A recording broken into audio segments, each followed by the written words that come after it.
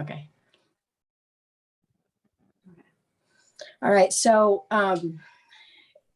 instead of like I'm grieving 2 children, and so right now we're going to talk about my abortion that I had, and I had that abortion 17 years ago. It took me 15 years to talk about it. So what was life before I became pregnant? I can't really honestly say that there's too many good memories. I was broken and chewed up and spit out by the enemy running rampant in my life. I had no direction. I lived in fear and wanted to end my life. And I used every drug, sex, whatever I could to fill the void in my heart. I was on a mission to take my life. And with destructive behavior, I let my past define me instead of letting it refine me. I was scared, hurt, angry, lost, bitter, and broken. Once I found out that I was pregnant, this is how I responded. And I'll tell you how I responded, how I felt, if I had a support network, because I didn't. When I found out I was pregnant, I told the father, and he told me if I did not abort this baby, he would kill my living children and make it look like an accident. Side note, those 2 kids that were alive then has since, one is passed from fentanyl and the other one was on life support that God brought out of and left doctors confused. I had no support network at all. Matter of fact, no one knew what about the abortion until 15 years later. I kept it a secret for that long. For 15 years, I held it in. Nobody knew. You already had 2 children at that point? Yes, I had 2 boys. And then you found yourself pregnant, and then you saw while you were pregnant, that your one son was on life support? No, what happened? So what happened was when I found out I was pregnant, that guy threatened to make it look like an accident. If I didn't abort this child, that he was going to make sure that those other 2 children died somehow. And so kind of what I was just saying was, now kind of fast forward many years from now, those 2 children that was threatened with that, one has passed since with fentanyl, and then one of them was on life support a year ago. So I guess I'm just kind of tying up just how crazy, full circle, how things go in the healing process, and how the Lord brings me through things, I guess, is what I'm kind of my thing that I'm doing. Let's see, I'm just looking at my notes, because like I said, if I don't stay focused, then I'll go up somewhere else. So here you are pregnant and being threatened, your family's being threatened, and you're like, I mean, whose life do you choose? It's just such a horrible, I mean, I can't even imagine being in that sense of danger. I mean, physically, emotionally, mentally, and, this is something that you were connected with, that you trusted, and now here you are. And, so shortly, what happened after that? You obviously made a decision. So tell us more about that. Yes, it was, I made a decision to go ahead with an abortion. I had no support network at all. Matter of fact, no one, like I said, no one knew about the abortion. As much as I hate to admit it, but this is just how much the devil's a liar. I convinced myself I was doing the right thing, because the guy that got me pregnant had a history of children being born with an extra chromosome, which is Down syndrome. There was no way I could, in my head, this is what I'm telling myself, and this is why it's important, that I think it's important to talk about. So many people, so many women, they feel trapped. They feel like they have no way out. They, and this is what was going through my head. I was like, there's no way that I could raise a child with disabilities. No way. But come full circle, I have a 12-year-old that has a disability now. So I was capable, but that is one of the reasons. What I did was doing in my mind is I was making it okay to have it. I was like, okay, well, there's no way I'm capable of doing this. I'm also saving those other 2 children's life. But the fact of the matter is really, it's not okay. But see, we live with that guilt and that hurt and that shame, and thinking that we'll be judged.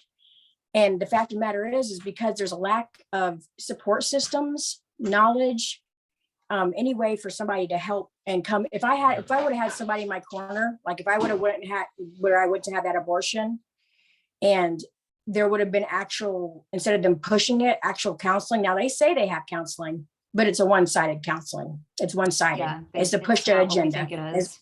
Yeah, exactly to push an agenda. It's So counseling on this is what to expect now, but doesn't counseling on what to expect years later, how the body keeps its score and how it comes out sideways because you're so afraid to, full of shame and guilt to admit that you had one. And then if you do, you don't have anyone safe to talk to about it.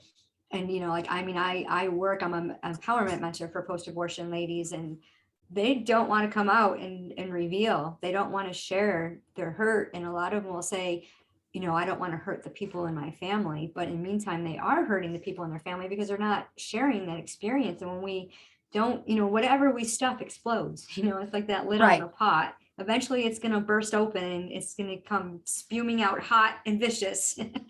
Because what happened was they sedated me. I was sedated, and I wanted to stop it, but I couldn't. I could just hear what was going on. And I wanted to say, hey, I changed my mind, don't want to do it. But I was so sedated that I couldn't stop it. And that was another thing that I had to live with, because there was no going back. There was no, I couldn't. And what you said, our body keeps score. So for that many years that I held on to that, did not tell anybody about that, and replay the sounds of what it sounded like with that procedure happening and that child being taken, I could hear. And I dissociated to protect myself so I can go on to be any type of a person or mother or function in society. I suppressed all of that. And that is just an amazing story in itself, because with me suppressing that,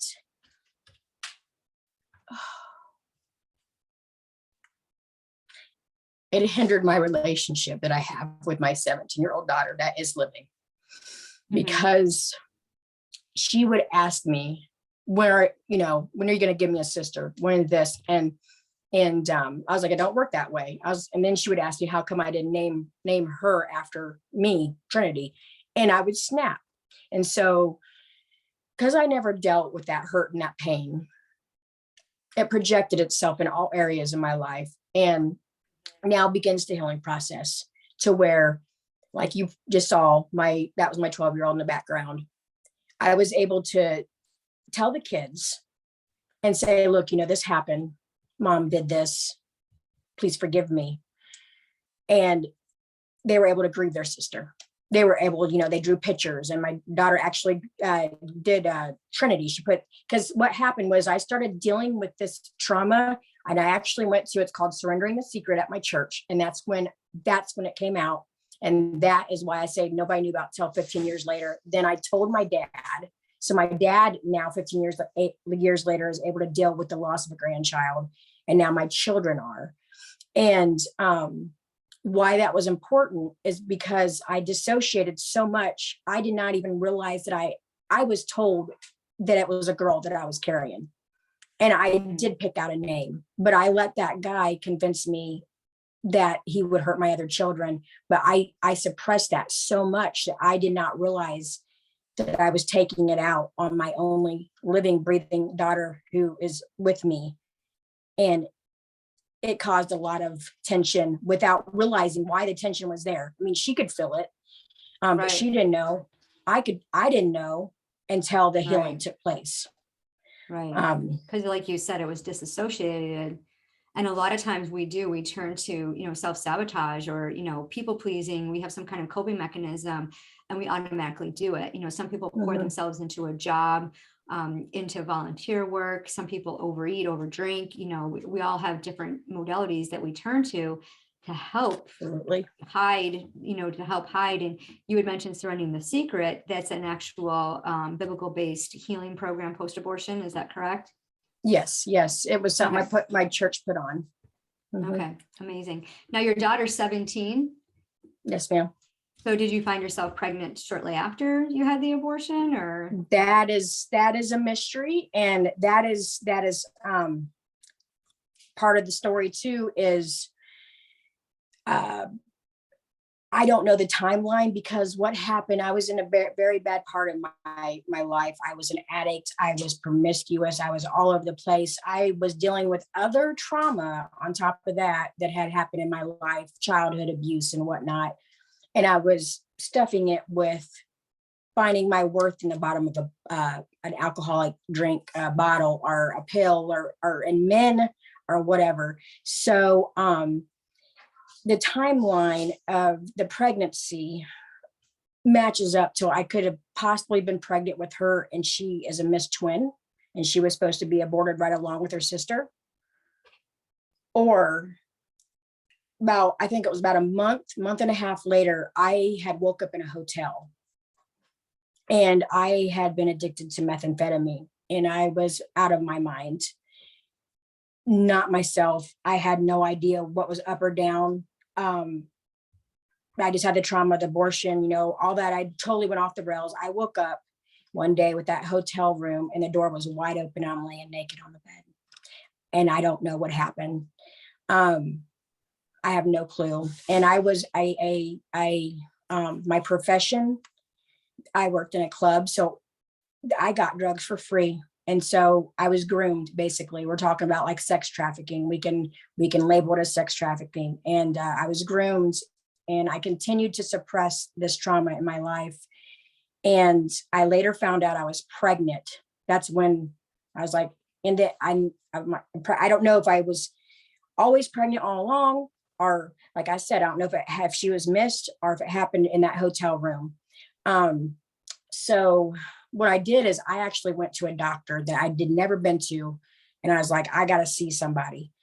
And I said, I need help. You need to put me away, because I don't want to harm this child, because with drugs, especially methamphetamine, it gets a hold of you, and you make some very poor decisions, and it's not anywhere near the person that you truly are. And I did not want to hurt another child. And so they did put me in a facility. I got clean off of drugs, and my daughter's name now here, her name is Brianna Serenity Marie. She has 2 middle names, and I named her Serenity because she helped bring that peace to my life. She saved me from myself. True blessing from God. So there's a lot of trauma in that too, because like you said, our body keeps score, and so don't babies. When they're in our womb, it's a scientific fact proven that they hear and feel everything that's going on when they're in their mother's stomach. Right. And there is some behavioral issues with her, and I don't know if it's connected or not, but that's fairly a new situation in my life that we're walking through. Yeah. Wow, that's a lot to deal with. And we can tell that you're very strong, and definitely God has really worked on your heart and changed all of those things. And not knowing whether she is a twin or not is something you might never know this side of heaven, but definitely when you unite with your children, you'll definitely find out. Such a beautiful story. And so for 15 years, did you struggle with the drugs and the addiction for that long, or was it kind of like in and out, or? Oh man. Let's see. Okay. We'll just look at, You my got notes, so I'm clean. staying focused. You had your daughter, and then you were clean. So were you able to stay clean? I guess is the question. At first, I did not notice anything. It wasn't until, like I said, I took that group. And I talked about how she begged me a sister. I pushed all my memories of the abortion down, like way down. The Lord showed me that the child that I aborted was a girl. And so for 15 years, I continued, like I got clean off the methamphetamines, but I continued to, I'm not even gonna look at my notes. We'll just let the Holy Spirit lead. So after that happened, I got clean off the methamphetamines, but I still lied to myself and basically told myself that I can have a drink or two, or I can have this, or I can have that. And I continue to fill that void and that self-worth and alcohol or whatever. So I continued back and forth, and I like basically was kind of a functional alcoholic, but I'm talking about, it's probably been a year now that I have completely no drinking, no nothing, because I was using a lot of those self-sabotaging behaviors to basically cope, to just, make an excuse that I didn't want to deal. That's what I'm trying to say. I didn't want to deal. I am a runner. The Lord showed me that I was a runner, that anytime a situation, because dissociation, I started that as a child with that trauma. So that was really easy for me to do. So I spent most of my life up until probably a year ago, we're looking at, I would dissociate without even realize I was dissociating. I mean, if any kind of a new thing came up, I was dissociating, and a lot of my memory is bad. So I did not deal with the hurt, like I said, up until I took that class. And now I'm forcing myself to turn and face the healing and the problems face on. Because what would a best analogy I could use? Okay, let me use this analogy. Imagine I don't know if you're a tea drinker or not, but you have a cup of tea, and the bag sits in there. And the longer that it sits in that hot water, it strengthens the tea. And you can take the tea bag out, and you could dip it in, take it out, dip it back in, and keep doing that. And eventually the tea will get stronger, and eventually it will become how you want it to be or whatever. Or you can let it remain in the hot water. And the analogy that I'm using, because I'm a real visual person, is like with me, that is what the Lord has showed me. I have, in the middle of the storm, and his strength, as long as I remain and stay steadfast, that is the more he can strengthen me. But if I continue dipping myself in and out, going to what I know to be a comfort, whether it be alcohol, whether it be getting my worth from a guy or whatever it is, then that's no longer my healing process. I can't heal. I can't allow myself to be strengthened in that storm. So for me, that is how the healing process started, with the surrendering the secret. I started realizing that I need to quit running every time things get tough, because I would start to heal from something and I would think that I'm healed. And then another layer of the onion would be peeled back. I'm like, I'm not healed from that because I'm still crying. And how I knew that I was starting to truly get healing is when I could talk about something without having a panic attack. Yeah. And that happens to all of us. I mean, we want to heal, and then we think, okay, I'm going to take that step forward and get healing. But then you start to grieve, and it gets to be too much, and you may not have the right support system. You might not be putting in the work. It's easy. The triggers come. And if you don't have the right tools and you're not preparing yourself for those triggers, you end up, I was always telling myself 3 steps forward, 5 steps back. It's like, why do I keep going backwards? And it's just because I didn't have the right tools implemented at that time. And I learned over time that I needed to practice my gratitude every single day. I needed to meditate on God's word every single day. There's certain things I had to do every single day to be prepared. And even when it hits, I believe I had 2 abortions prior to 16. And I believe the first one was right around St. Patrick's Day, because every single March, I go into this funk where I am just so angry and so depressed. And I mean, I cry, I'll get up and cry. I'll just cry everywhere I'm going. It's like, what is wrong with me? And I was always afraid, everything. I enjoyed being angry. I liked my head spinning 360 degrees. I liked yelling and screaming. I mean, I have asthma, and you yell and scream, you lose your voice. And I would get laryngitis for 10 days on end. And, I don't know what it was like for you after the abortion. Physically, I bled for like 8 weeks. I mean, it was like the bleeding was never going to stop. And it's just like, what, am I going to hemorrhage forever? And then having to go through it twice. I don't remember when the second one was, but I'm sure if I listen to my body, I'll figure it out. But that when I started dealing with it, I remember the first time I shared my story, I was petrified, and I thought, oh, people are going to judge me. And I actually got the opposite. People were very supportive. But I realized that as I grieved it, every single year I was added, God gave me a new tool. And he had given me these tools back in 1986, even though, we don't really I didn't even know there was post-abortion Bible studies for people. I had no clue. I've heard of Rachel's Garden, but I never looked into that. And when I shared my story in my book, Forgiving the Girl Inside, I had wrote the different modalities that I had used. And the first one was gratitude. And scripture says, in all circumstances, give thanks. And I thought, okay, I'm going to start giving thanks. And it did. A shift happened in my heart. And I started giving thanks and really appreciating things that I wouldn't even appreciate, like the kids driving me crazy with dirty dishes and dirty clothes and mom. It was funny because when I first, I was pregnant 3 times before the age of 17, and the third child, I was devastated after. No one threatened to hurt me. When I found out I was pregnant, the guy I was with just said, well, we're just going to get an abortion, and back then it cost $500. And it's just like, okay, like I was petrified to tell my parents. My parents were divorced, but there was a high stigma being from a Catholic Italian family. You just don't do that. You don't have premarital sex and then get pregnant and tell people. Well, years later, I found out that a cousin at 15 got pregnant. They sent her off to a different state so she can deliver her baby and give the baby up for adoption. And I thought, well, my parents were entrepreneurs. So when they split up, they had to start all over again. My dad was rich. My mom was like poor. She was always complaining about money. So money was like one of my unhealthy coping mechanisms. This is another story in itself, but we hit all the 3 big major things when we go through this trauma. And I always was taught that if you talk about it, you're going to relive it. And no one wants to relive that trauma. Yep. So when you started sharing it, did you find yourself reliving it, or did you find yourself healing from it because you were sharing about it? Briefly, I was reliving it. A lot of things were being brought up that I suppressed, that I didn't remember.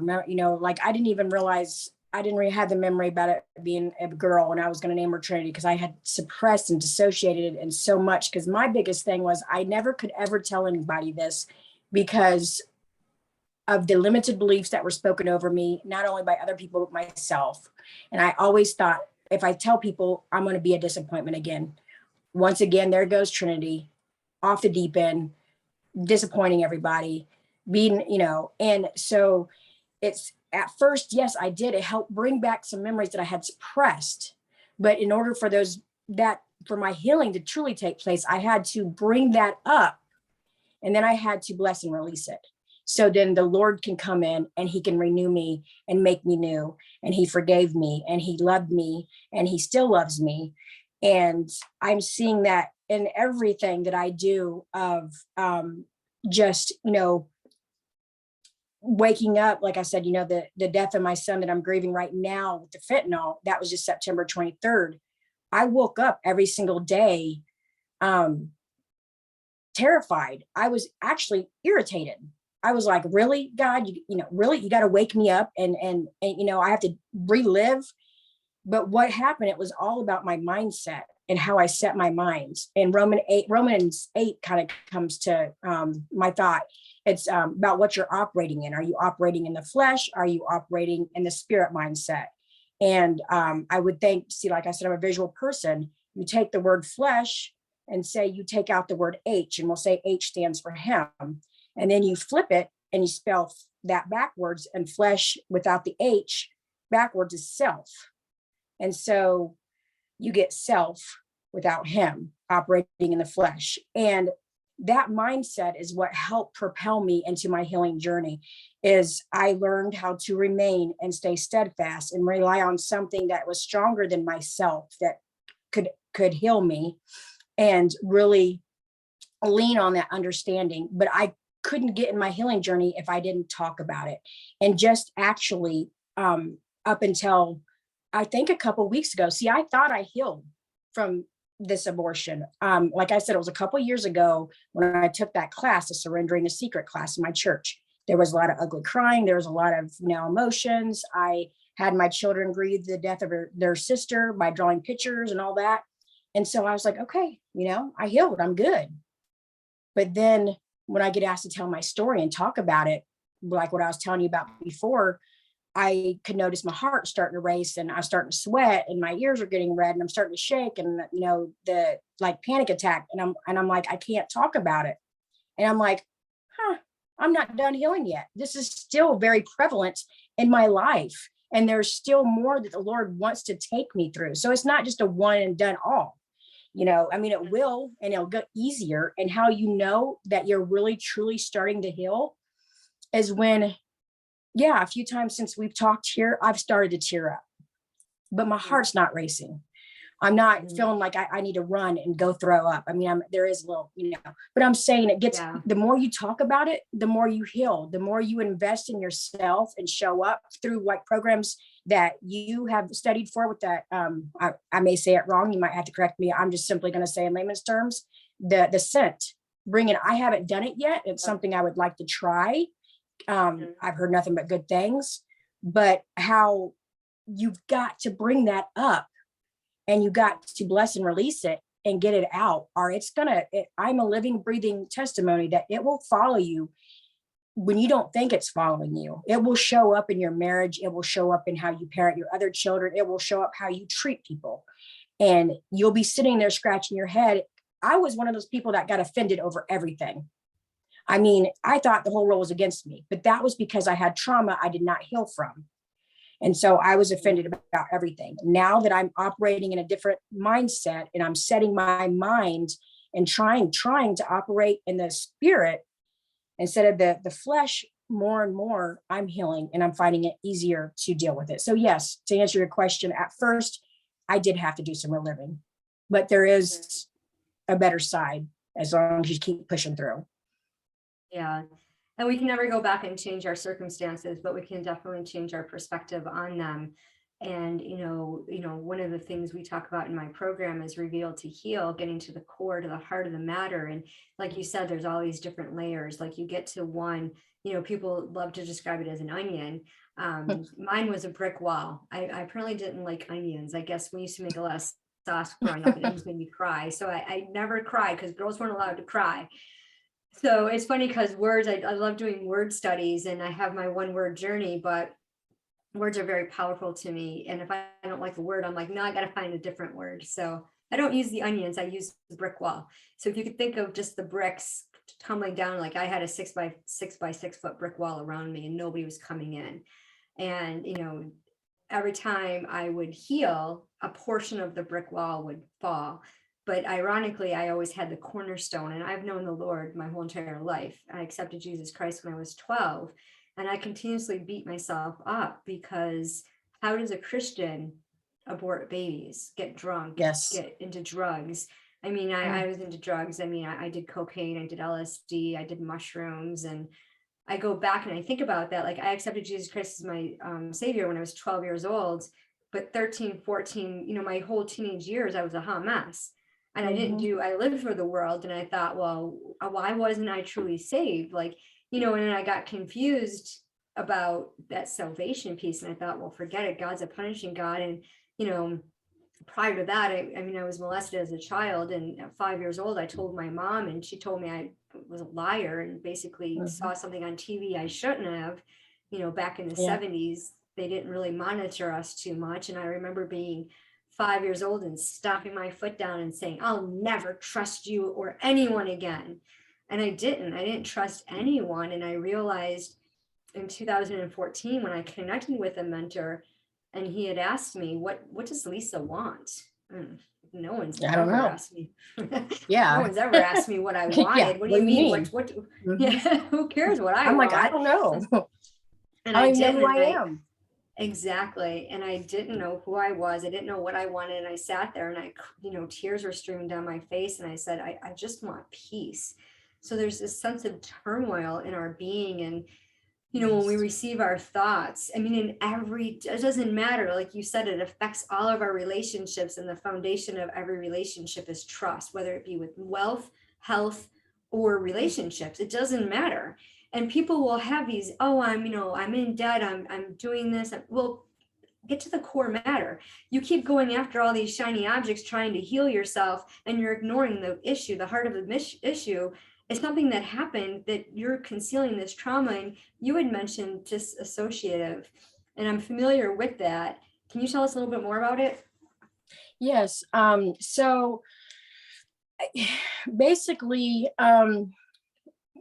it started as early on in my childhood. My dad was an alcoholic and he was in a band. We moved around a lot. And so I'm actually writing a book, and that's something I put off for a while. And I'm not sure the title. I've had some, like spiritual hunger and stuff like that. And it basically the book's going to bring you through, there's the spiritual side on the hell side and the spiritual side on the heavenly realms. And it brings you through I was possessed at one time when I was younger. I mean, I was a blood sister, which that means I dabbled in witch, bad, dark stuff. But then the book is a book about promise and how God brought me through the other side. And now I'm witnessing actually a different spiritual realm operating in my life and seeing God show up in amazing places. And so what happened was, my dad didn't, since he was so drunk all the time, he didn't remember raising me. He came to me when I was 20 and asked me for forgiveness so I basically raised myself. I was left to the elements. So my bedroom became a revolving door for people to come and do as they please as a child. And I remember as a child, my grandparents were my only stability or constant in my life. When I was 13, they sent me to a church camp, and that's when I got introduced to the Lord.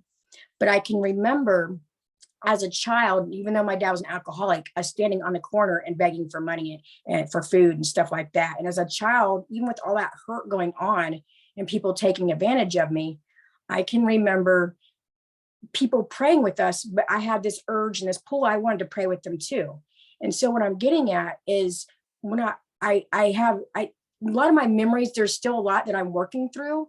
A lot of them is not there. And I feel like the Lord only gives me what he knows that I'm capable of handling at that time.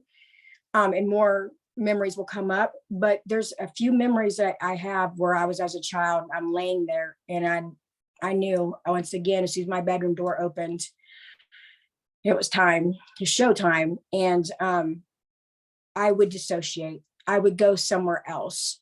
And I remember it being done, and I would crawl up in a ball.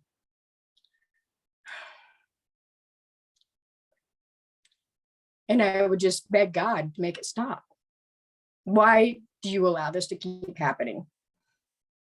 But I felt a closeness to God that I know now, because of the intimacy I got with God, that he was weeping with me, because in Adam and Eve, that's where free will is created. When Adam and Eve had that choice, free will was created. And so that's why evils in this world happen, because it gives people free wills.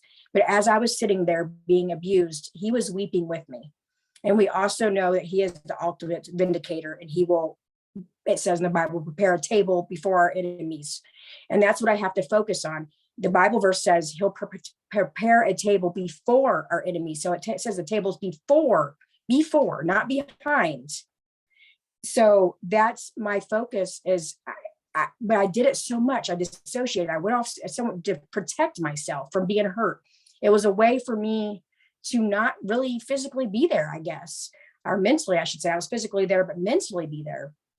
And so growing up and fast forward through my whole life, I started realizing patterns, because like I said, I have a lot of memory problems. Even just a few years back, I'm just now starting to embrace each day as it comes, and my memory is getting better because I'm staying present. But even if it was a good situation, if anything changed, any direction I went or anything, if it was unsure territory, it could be getting a new house or something. It didn't matter. It could be a positive thing. I would do it without realizing I was pulling away, because I was protecting myself from any more hurt, pain, or trauma. And I did it so much that, quite honestly, this is the truth though, even the birth of my own children, I dissociated through the birthing process. And I know you're probably thinking, how could a mother not remember? That's really hard. The birth of their own children. But it was because I was not healed yet.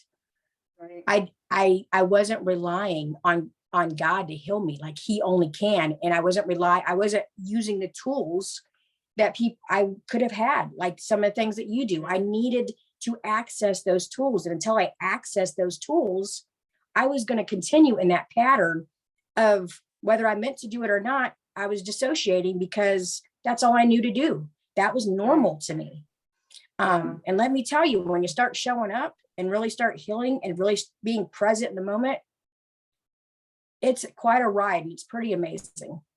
I'm walking through that right now. When we're talking, you're at the height of me just realizing the beauty and healing and showing up, and just how much God truly has, not just for you, but for me, for everybody, and how he can use purpose in your pain.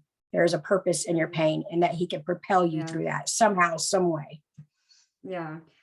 And it is such a beautiful journey. And I just really appreciate it. You have so many stories. You're going to have to come back on here again and share your story, because it's just, and it is. And, you know, I thank you for just being raw and authentic and sharing your heart.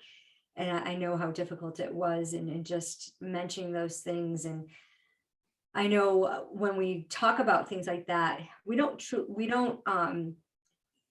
like, what comes to mind is reliving the experience. And like you said, you disassociated with it. And I'm familiar with that. I'm a facilitator for a group called The Healing Journey, which I'd shared with you before. Cindy Sherwood has a story that's unbelievable, but, you know, through the Holy Spirit, she created this program. She has 3 programs, one geared towards teens, one for women, one for men. And then she has a couple of other different stories, but her own story she wrote called the Healing Journey, and it's her story of what happened to her. She had this dissociative disorder, and years ago they used to mark it as multiple personalities. Yeah. And it actually isn't. It was just a way, because she had gone through some satanic ritual abuse as early as 3, and in her book she shares that it may have even been younger than that. And she was abused by a babysitter, and her, you know, just the memories that she had in recollection were so different than what she revealed. And I believe at 35 is when she basically, you know, had this, I don't want to call it a breakdown, but that's when she knew she needed help. And, you know, she went on this 9 to 10 year journey. And before that, she shares in the Healing Journey class that she totally disassociated, and she was strong. She never grieved. Like, she lost a marriage, she lost relationships, she lost her job. She never grieved it properly. And, you know, then she got to this point where she was totally in the desert and felt all alone, and, you know, and she needed to grieve it. And we don't truly ever stop grieving, but our grieving experience is different. You know, like you would say, we don't cry as often. It's easier. The more we talk about it, the power of words, the power of pen and paper is so incredible for our minds to get those thoughts out, and to, you know, get that a different result as we go through. I call it my heart hand connection.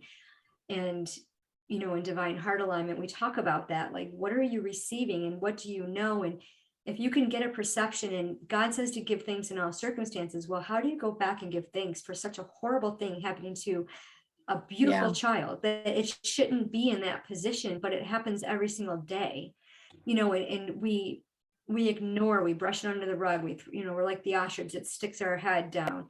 Why is this ignored? Why isn't this talked about? Yes. And because people are embarrassed, people like, oh, we don't want to ruin that reputation. I remember working with a client, and their 13-year-old child was molesting their 10-year-old daughter, and they didn't want anyone to know. Well, we're going to continue to let it happen. Yeah. Well, then the 13-year-old got caught doing it to a neighbor, and the neighbor's mother pressed charges, and the 13-year-old went off to juvenile, and then it came out. And everybody was so concerned about what the family thought. Well, what about this poor little girl who didn't ask for this? And why didn't she feel safe enough to go to the parents? And like, where is that disconnect? Why are we so broken? And, you know, that's a whole nother conversation that we can get into both. Yeah, absolutely. That's one of the reasons that kept me from starting my book, is because I am going to say specific examples. And the reason I didn't start it sooner is because of people, don't want to have their story told or whatever, but what about me? This is my healing process. The story needs to get out. What they did was wrong. And if they feel any which way about that, then that's between them and God. It ain't, Exactly. So, Exactly. but something I want to hit on real quick. You said something about our body relives it. The reason I started crying, I got like chills all of a sudden. We were talking about dissociation. Sometimes the memories weren't there, but I was still reliving the pain because my physical body, I had a lot of nausea all the time. Like, and doctors couldn't figure out why I was nauseated, headaches, all this, without me realizing it until I dealt with it. My body physically was reliving those trauma experiences. Something would set me off, and then I would hear something on the radio or someone say something to me, and without me realizing it, next thing I know it, I feel like I'm gonna throw up, and I don't understand why. That's what I wanted to hit on real quick. Is you said that just a little bit ago about our body reliving it. It may not be a memory that we physically can see, but my body was responding to trauma that I had not dealt with. It was reliving it for me. Yeah, and the body does keep the score. I know a client that I worked with that had bladder issues from past trauma that, came forth, and she couldn't figure it out, and did all the things, ate healthy and did everything else. And it was when she finally revealed what had happened to her, they went away. So it's incredible. To Grieve to Heal. Well, I thank you so much for sharing your story. I encourage you to write that book. It's time. Your time is now. So just get it out there, get that title, and it's going to touch so many lives. And I know you said that, eventually you're going to you are working on yourself to heal. So eventually you could become that entrepreneur and do what it is that God's calling you to do. And, as you continue to work through this, those doors are going to open, and he's just going to use you for such a beautiful mission. It's just glorious. And I'm excited to see that journey unfold. And just remember, for those of you who are listening, as Trinity says, you share the story and it gets easier. The circumstances are never going to change, but your perspective on it can. All it takes is for you to say, yes, I need to talk about this. So if you're looking for support, lisadrennan.com. I have a beautiful program. I use aroma cognitive behavior therapy to help unlock the heart of the matter, so that you can heal from past mistakes, past circumstances, past trauma, whatever it is you're dealing with, so that you can live your best life, so that you can live for a time such as this and trust your intuition again. Mindset is the crux of all that we do. It's a matter of the heart.